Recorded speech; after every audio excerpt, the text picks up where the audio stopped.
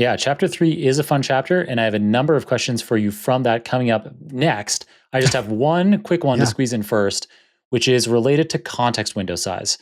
So, context windows are expanding rapidly. The number of tokens, the amount of context that a given model can handle in memory at any given point. And how does this change? We talked about workflows, deterministic patterns, agent design patterns. How does massively large context windows change those design patterns? Yeah. So an agent, an LLM with tools, works in a loop, as you said earlier, meaning if you ask it a question, it's going to say, along the lines of, first, I'm going to call this tool to do XYZ, tool call. Now I'm going to call tool 2 to do this, tool call.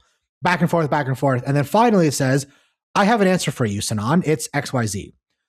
As you keep talking to that agent, you add more tokens to the context window. As it decides to call tools, it's adding tokens to the context window. So when you're in the realm of agents, pure agents, LLM with tools, long horizon, meaning like just longer running tasks, require a longer context window.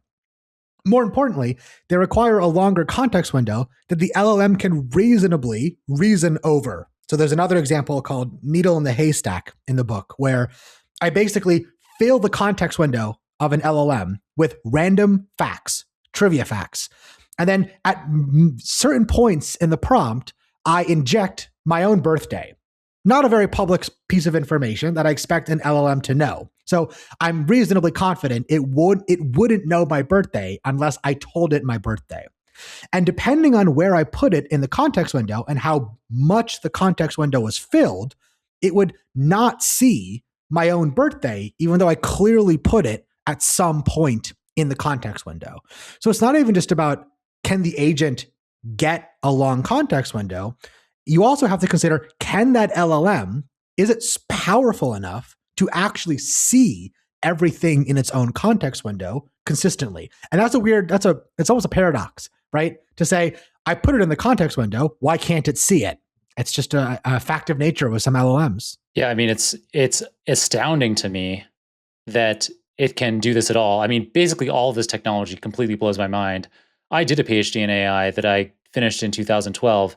And if you had asked me if in my lifetime we would have machines that could search over millions of tokens and have these lucid conversations with us, I would have said, I don't know if we will have that in our lifetimes. That seems really, really hard.